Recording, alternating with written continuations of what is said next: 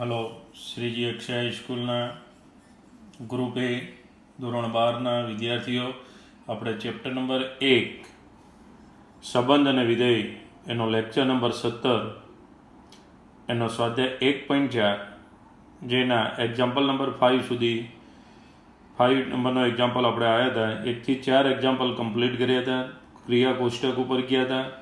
હવે example number 5 જે છે એની અંદર પણ આપણે ક્રિયા કોષ્ટક અને એક્ઝામ્પલ નંબર 4 બંનેની સરખામણી કરવાની છે.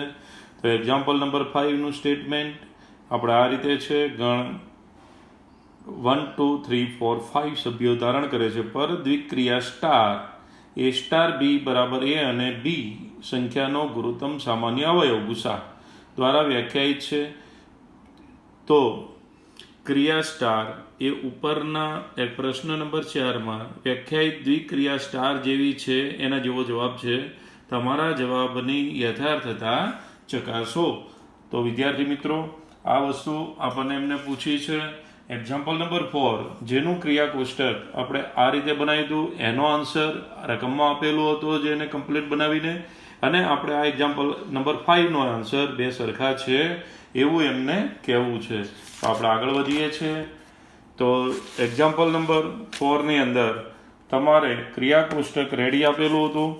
અહીંયા આપણે ક્રિયા કોષ્ટક બનાવવાનું છે. તો ક્રિયા કોષ્ટક બનાવતા પહેલાં આપણે આ એક્ઝામ્પલનું સાદુરૂપ જોઈ લઈએ છીએ કે તમારી વ્યાખ્યા અને આ એક્ઝામ્પલની વ્યાખ્યા બંનેમાં શું કામ કરવાનું છે. ચલો, તો ગણ અહીંયા તમને આપી દીધું કે ગણ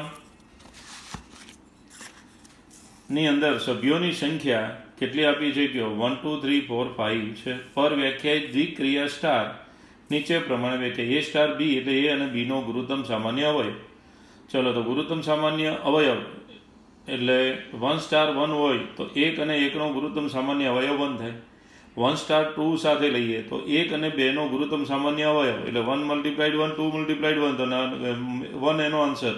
2 અને 4નો ગુરુત્તમ સામાન્ય અવયવ તો 2 અને 4માં 2 ગુણ્યા 2 કરાય એટલે 2 એનો ગુરુત્તમ સામાન્ય અવયવ બને છે. આ પ્રમાણે આપણે આગળ વધીએ તો આપણે કોષ્ટક બનાવવાનું છે સ્ટાર એટલે વ્યાખ્યા ગુરુત્તમ સામાન્ય અવયવ 1 2 3 4 5 આપણે બનાવતા હતા, ઊભા પણ 1 2 3 4 5. ચલો, વ્યાખ્યા આપણે ઉપયોગ કરીએ 1 સ્ટાર 1 તો 1 અને 1નો ગુરુત્તમ સામાન્ય અવયવ એટલે 1 જ થાય.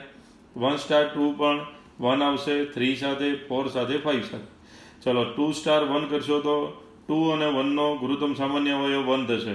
2 અને 2 સાથે ગુરુત્તમ સામાન્ય અવયવ 2, 2 કોમન થઈ જશે. 2 અને 3 સાથેનો ગુરુત્તમ સામાન્ય અવયવ તો 2 ગુણ્યા 1 અને 1 ગુણ્યા 1 એટલે 1 જ થાય. 2 અને 4 સાથે તો 2 ગુણ્યા 1 અને 4 એટલે 2 ગુણ્યા 2 ગુણ્યા 2 એટલે 2 આવશે કોમન. 2 અને 5નો ગુરુત્તમ સામાન્ય અવયવ ન પડતા હોય તો 1. 3 અને 1 માટે તો 1 1 2 સાથે થશે, 3નો 3 સાથે 3 થશે, 4 સાથે 1 5 સાથે 1 થઈ જશે. 4 સાથે જોઈએ 4 અને 1 માટે 1, 4 અને 2 માટે 2, 4 અને 3 માટે 1 થાય, 4 અને 4 માટે પાછો 4 થશે કારણ કે 4 ગુણ્યા 1 4 ગુણ્યા 1 એમાં મોટો અવયવ એટલે 4. ચલો, 5 માટે 1, 5 અને 1 સાથે 1, 2 સાથે 1, 3 સાથે 1, 4 સાથે 1, 5 અને 5નો ગુરુત્તમ સામાન્ય અવયવ એટલે 5. તો 5 ગુણ્યા 1 ને 5 ગુણ્યા 1 મોટો અવયવ એટલે 5. આ કોષ્ટક અને એક્ઝામ્પલ નંબર 4નું કોષ્ટક બંને એક જ સરખા છે, એના જેવું જ છે, અર્થાત બંને કોષ્ટક સમાન છે. આપણા એક્ઝામ્પલનું સાદુરૂપ આવું આપવાનું હતું કે તમને એક્ઝામ્પલ નંબર 4માં આપેલું કોષ્ટક અને એક્ઝામ્પલ નંબર 5માં તમે જે ગુરુત્તમ સામાન્યથી બનાવો છો આ બે કોષ્ટક સમાન છે. તો આપણો જવાબ શું બનશે? હા, પ્રશ્ન 4 અને પ્રશ્ન 5 ના કોષ્ટક સમાન છે.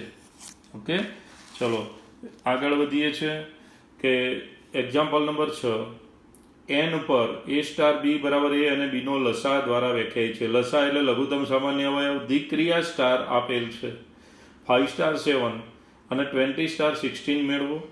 એનો લઘુત્તમ સામાન્ય અવયવ લખો. સ્ટાર એ સમક્રમી છે. ત્રીજો પ્રશ્ન સ્ટાર જૂથના નિયમનું પાલન કરે છે. ચોથો પ્રશ્ન એનમાં સ્ટાર માટે તટસ્થ ઘટક શોધો. એનમાં સ્ટાર માટેનો તટસ્થ ઘટક શોધો. ચલો, એન પર વ્યાખ્યાયિત દ્વિક્રિયા સ્ટાર નીચે પ્રમાણે છે. એ સ્ટાર બી વ્યાખ્યા આપણને એ અને બીનો લઘુત્તમ સામાન્ય અવયવ. પરિણામ 1. તો 5 સ્ટાર 7 એટલે 5 અને 7નો લઘુત્તમ સામાન્ય અવયવ લસા, તો 5ના અવયવ પાડતા હતા 7ના અવયવ, એટલે 5 અને 1 જ, 7 અને 1, તો 7 પંચ્યા 35, કોમન ફેક્ટર એમનો થાય તો 35 એનો લસા થાય. 20 અને સ્ટાર 16 છે, તો 20 અને 16નો લસા તો 80 થશે. કેવી રીતે? તો આપણે 20 હતા, આ બાજુ 16 લખતા હતા, 2 ભાગ ચલાવતા હતા 10, બરાબર 8, 2 5 4, 5 1, 2 2, આ રીતે અવયવ પાડી આનો જે ગુણક થાય એ આપણો લઘુત્તમ સામાન્ય અવયવ થાય. તો 2 ગુણ્યા 2 એટલે 4 પંચ્યા 20, 20 ગુણ્યા 4 એટલે 80, તો આ 80 લસા થાય કે 20ને 80 વડે ભગાય છે નાનામાં નાનો અવયવ, અને 16 પંચ્યા 80 થાય. એટલે પહેલો ફેક્ટર જે છે લઘુત્તમ સામાન્ય અવયવ મોટો હોય અને ગુરુત્તમ સામાન્ય અવયવ. તો આ બે પ્રશ્નનો જવાબ આપણે 5 અને 7માં 5 ગુણ્યા 1 અને 7 ગુણ્યા એમાં 35 છે, તમારે લસા થાય તો બંનેનો લસા 35 લઈએ તો આપણે લસામાં ગુણતા હતા ને 7, 5 વાળાને 7 વડે ગુણીને આના 7 વાળાને 5 વડે ગુણીએ તો લસા સરખો થાય.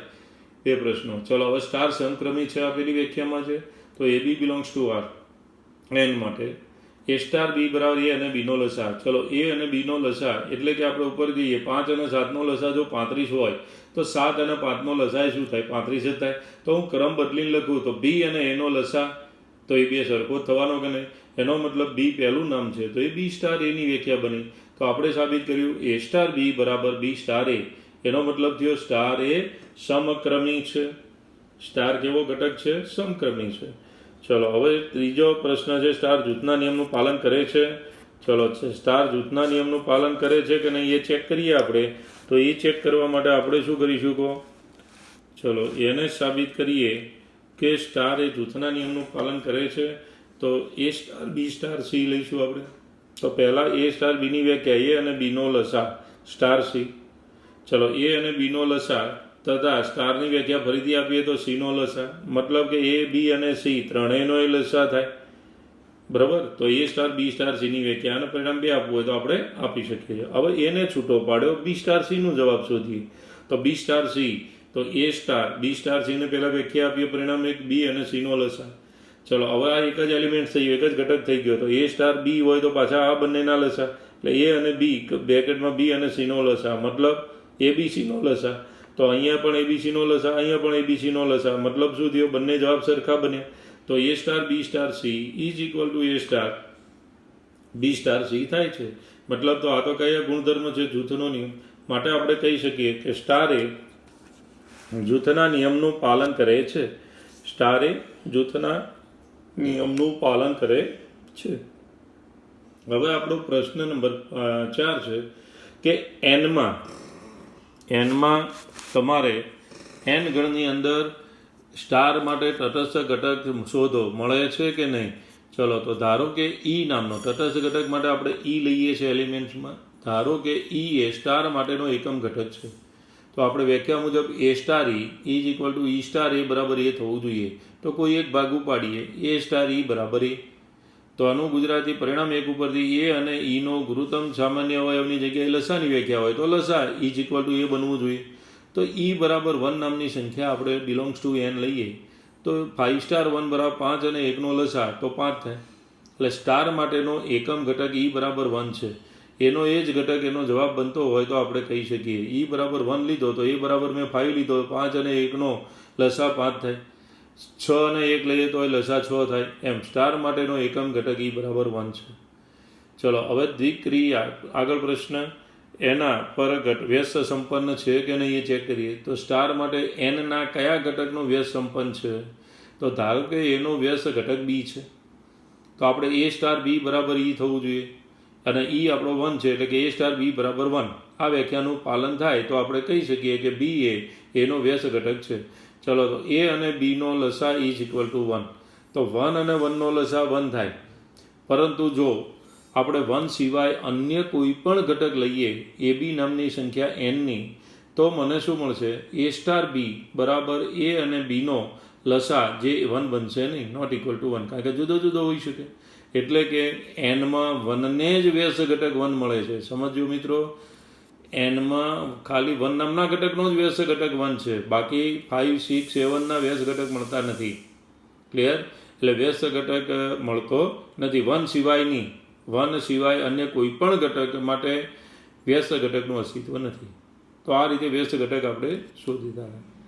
ચલો એક્ઝામ્પલ નંબર 7માં આપણે જઈએ છીએ. બહુ સિમ્પલ દાખલો છે. ગણ 1 2 3 4 5 અને એ સ્ટાર બી એ અને બીનો લસા દ્વારા વ્યાખ્યાયિત કરેલી સ્ટાર દ્વિક્રિયા છે. તમારા જવાબનું યથાર્થતા ચકાસો. એટલે સાચો કે ખોટો એ નક્કી કરો. ચલો એ ગણને નામ આલું 1 2 3 4 5. આના માટે વ્યાખ્યાયિત સ્ટાર એ સ્ટાર બી બરાબર શું? એ અને બીનો લસા. તો આપણે બે સંખ્યા લીધી. એ બરાબર 2 લીધા, બી બરાબર 3, ગણ એના સભ્યો લીધા છે.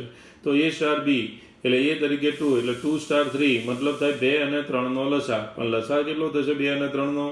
2 ગુણ્યા 1 3 ગુણ્યા 1 3 અને 2નો લસા આપણને આવડે છે કાઢતા 6. તો અહીં 6 નામનો ઘટક એમાં આવેલો હોવો જોઈએ છે. અહીંયા 1 થી 5 જ સભ્યો છે. તો 6 ડઝ નોટ બિલોંગ્સ ટુ એ. માટે આપણે કહી શકીએ સ્ટાર એ પર દ્વિક ક્રિયા નથી. સ્ટાર એ દ્વિક ક્રિયા નથી. તમને 1 અને 2 લેશો તો છે 1 5 પણ નથી આવતો તો 100% સત્ય બધા ઘટકો માટે હોય તો જ આપણે કહી શકીએ. તો આપણને 2 અને 3નો લસા વ્યાખ્યાયિત કરીએ છીએ તો બનતો નથી. માટે દ્વિક્રિયા નથી. ઓકે, ચલો નંબર 8 ઉપર જઈએ આપણે. એક્ઝામ્પલ નંબર 8 કે એની અંદર તમને આપેલું છે કે ગણ n પર એક્ઝામ્પલ નંબર 8 ગણ n પર એ સ્ટાર બી એ અને બીનો ગુસા દ્વારા વ્યાખ્યાયિત કરેલ છે. વ્યાખ્યાયિત દ્વિક ક્રિયા સ્ટાર સમક્રમી છે. શું સ્ટાર જૂથના નિયમનું પાલન કરે છે? સ્ટાર પર n પરની દ્વિક ક્રિયા માટે તટસ્થ ઘટકનું અસ્તિત્વ છે? પ્રશ્ન. ચલો કયા ગણ ઉપર આપણને પ્રશ્નનો જવાબ માગેલો છે એમને? તો n ગણ ઉપર. બરાબર. તો n પર સ્ટાર નીચે પ્રમાણે વ્યાખ્યાયિત કરીને આપેલી છે. એ સ્ટાર બી બરાબર એ અને બીનો ગુસા. પરિણામ 1 કહી દઈએ. ચલો પહેલો પ્રશ્ન. સ્ટાર એ સમક્રમી છે એની વાત. એ બી બિલોંગ્સ ટુ n માટે એ સ્ટાર બી બરાબર એ અને બીનો ગુરુત્તમ સામાન્ય હોય. ચલો એ અને બીનો ગુરુત્તમ સામાન્ય હોય જે પણ બનતો હોય તો એની એ જ સંખ્યા હોય તો બી પહેલાં લખીએ અને એ પછી લખીએ તો પણ ગુરુત્તમ સામાન્ય હોય એનો એ જ બને. તો પહેલાં બી હોવાથી બી સ્ટાર એની વ્યાખ્યા બની ગઈ કહેવાય. તો આમ એ સ્ટાર બી બરાબર બી સ્ટાર એ. તો આપણે કહી શકીએ કે માટે સ્ટાર એ સમક્રમી છે. સ્ટાર એ સમક્રમી છે એટલે ક્રમના નિયમનું પાલન કરે છે. ચલો બીજો નિયમ આપણે બીજો પ્રશ્ન જૂથના નિયમ માટે. તો એબીસી એનના ઘટકો માટે A star B star C આપણે લઈએ. તો પહેલાં એ સ્ટાર બીને એ બીનો ગુસા સ્ટાર સી. તો એ અને બીનો ગુસા અને સ્ટારની વ્યાખ્યા પાછી આપીએ તો સીનો ગુસા. તો આનો મતલબ એવો થાય એ બી અને સી ત્રણેયનો ગુરુત્તમ સામાન્ય અવયવ થઈ જાય. પરિણામ આપી દઈએ આપણે 2. એટલે એ સ્ટાર બી સ્ટાર સી જેનું સાદરૂપ બન્યું એ અને બીનો ગુરુત્તમ સામાન્ય અવયવ સ્ટાર સી એટલે એબીસીનો ગુરુત્તમ સામાન્ય અવયવ. ચલો એ જ વસ્તુ આપણે આગળ વધારીએ છીએ. હવે બ્રેકેટ જૂથ બદલીએ કે બી સ્ટાર એ સ્ટાર બી સ્ટાર સી. એ સ્ટાર બી સ્ટાર સી માટેની વાત કરીએ આપણે. બોલો એ સ્ટાર બી સ્ટાર સી. તો એ સ્ટાર બી સ્ટાર સીનું સાદુરૂપ શું થાય? બી અને સીનો ગુસા. તો એ અને બી અને સીનો ગુરુત્તમ સામાન્ય અવયવ. તો એ અને બી સી અને એ કૌંસમાં અને બી અને સીનો ગુરુત્તમ મતલબ એબીસીનો ગુરુત્તમ સામાન્ય અવયવ જેને 3 કીધું. તો 2 અને 3 પરથી A star B star C bracket આનું is equal to A star B star C થાય છે. માટે સ્ટાર એ જૂથના નિયમનું પાલન કરે છે. તો સ્ટાર જૂથના નિયમનું પાલન કરે છે, સમક્રમી છે. ત્રીજો પ્રશ્ન વ્યસ્ત તટસ્થ ઘટક. જો ઈ એ સ્ટારનો એકમ ઘટક હોય તો એ સ્ટાર ઈ બરાબર ઈ સ્ટાર એ બરાબર એ થવું જોઈએ. તો એ સ્ટાર ઈની વ્યાખ્યા શું? તો n પર એ અને બીનો એ અને ઈનો ગુરુત્તમ સામાન્ય અવયવ ઇઝ ઇક્વલ ટુ એ. વ્યાખ્યા મુજબ આવી વાત થવી જોઈએ. થાય તેવી આપણને એવી ઈની એવી કોઈ પણ કિંમત મળતી નથી. એવી ઈની કોઈ કિંમત નક્કી કરી શકાતી નથી કે માટે એનમાં સ્ટાર માટે એકમ ઘટક મળતો નથી. કારણ કે એની કિંમત જુદી જુદી થતી જાય તેમ એનો ગુસા પણ બદલાતો જાય. એટલે ઈ ન્યુટ્રલ ઘટક રહેશે નહીં, એનો એ ઘટક મળશે નહીં. ઘટક બદલાતો જાય છે એટલે એની અલગ અલગ કિંમત માટે એનમાં કોઈ એવી ઈની વેલ્યુ નક્કી કરી શકાતી નથી. બરાબર. માટે એકમ ઘટકનું અસ્તિત્વ નથી. જો એકમ ઘટક મિત્રો ન મળતો હોય તો એનો વ્યસ્ત ઘટક કોઈ પણ સંજોગોમાં હોય જ નહીં. ઓકે. તો આ રીતે આપણને ખ્યાલ આવતો ગયો ધીમે ધીમે. હવે તમને એક્ઝામ્પલ નંબર 9 આપ્યો છે કે એની અંદર આપણી રકમ જે છે એક્ઝામ્પલ નંબર 9 એ જ રકમ તમને એક્ઝામ્પલ નંબર 10માં ઉપયોગ કરવાની કહી છે કે સમય સંખ્યાઓનો ગણ ક્યુ પર દ્વિક્રિયા સ્ટાર નીચે પ્રમાણે વ્યાખ્યાયિત છે. એ સ્ટાર બી બરાબર એ માઇનસ બી, એ સ્ટાર બી બરાબર એ સ્ક્વેર પ્લસ બી સ્ક્વેર, એ સ્ટાર બી એ પ્લસ એ બી. ચોથો પ્રશ્ન એ સ્ટાર બી બરાબર એ માઇનસ બીનો સ્ક્વેર છે. એ સ્ટાર બી બરાબર એ બી ડિવાઈડ બાય 4, જે પહેલા એક્ઝામ્પલમાં હતું એ જ છે. એ સ્ટાર બી બરાબર પહેલો ઘટક ઇન્ટુ બીજા ઘટકનો સ્ક્વેર. કઈ દ્વિક્રિયાઓ સમક્રમી છે અને કઈ દ્વિક્રિયાઓ જૂથના નિયમનું પાલન કરે છે એ શોધો. સિમ્પલ વાત. ચલો, પરિણામ number 1, A B belongs to Q માટે વ્યાખ્યા આપી. એ સ્ટાર બી પહેલો ઘટક માઇનસ બીજો ઘટક, આ આપણી વ્યાખ્યા પરિણામ 1. તો હું બે રીતે કરી શકું, સભ્યો લઈને પણ કરી શકાય અને ડાયરેક્ટ પણ વાત કરાય. એ સ્ટાર બી બરાબર શું? એ માઇનસ બી. ચલો, બી સ્ટાર એ બરાબર બી માઇનસ એ, તો હું આમાંથી માઇનસ સીને કોમન કાઢીશ તો જ મને એ માઇનસ બી મળે. તો આ બે જવાબ સરખા કહી શકાય ખરા? ન કહેવાય. માટે આપણે કહી શકીએ કે A star B not equal to B star A, એટલે કે સ્ટાર એ ક્યુ પર સમક્રમી નથી. અથવા તમે સભ્યો લઈ શકો છો. એ બરાબર 2, બી બરાબર 3, 2 સ્ટાર 3 બરાબર -1, 3 સ્ટાર 2 બરાબર 1. માટે સરખા ઘટક નથી, સમક્રમી નથી.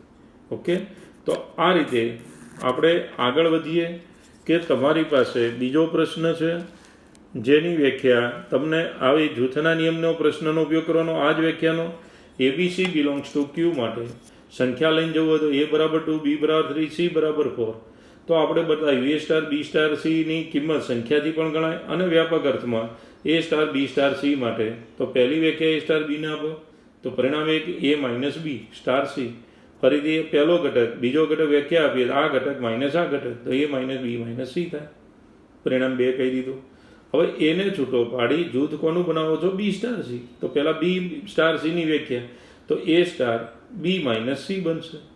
હવે આ પહેલો ઘટક બીજો ઘટક, તો એની બાદ બાકી એ માઇનસ બી માઇનસ સી, તો એ માઇનસ બી પ્લસ સી, જેને પરિણામ 3 આવો. તો 2 અને 3 ઉપરથી તમે જોઈ શકો અહીંયા એ માઇનસ બી માઇનસ સી છે, અહીંયા એ માઇનસ બી પ્લસ સી છે. તો જવાબ આપણો ઓલરેડી બદલાઈ જ જાય. એટલે આ બે વેલ્યુ સરખી કોઈ પણ સંજોગોમાં બનશે નહીં. એટલે આપણે કહી શકીએ કે પરિણામ 2 અને 3 પરથી A star B star C not equal to A star B star, માટે સ્ટાર જૂથના નિયમનું પાલન કરતું નથી. તો વિદ્યાર્થી મિત્રો, આ રીતે જ આપણે બાકીના એક્ઝામ્પલો સોલ્વ કરવાના છે. ચલો, બીજામાં એ સ્ટાર બી બરાબર બંનેનો વર્ગ, પહેલાનો વર્ગ વત્તા બીજાનો વર્ગ. તો ક્યુ પર બોલો એ સ્ટાર બી એ સ્ક્વેર પ્લસ બી સ્ક્વેર, ક્રમ બદલી દો તો જવાબ એનો એ જ રહે. માટે સ્ટાર સમક્રમી છે. એ જ વસ્તુ જૂથના નિયમમાં જતા રહીએ. એ B C belongs to Q માટે એ બરાબર એ સ્ટાર બી સ્ટાર સી બરાબર એ સ્ક્વેર પ્લસ બી સ્ક્વેર સ્ટાર સી, તો એ સ્ક્વેર પ્લસ બી સ્ક્વેર પ્લસ સી સ્ક્વેર થશે.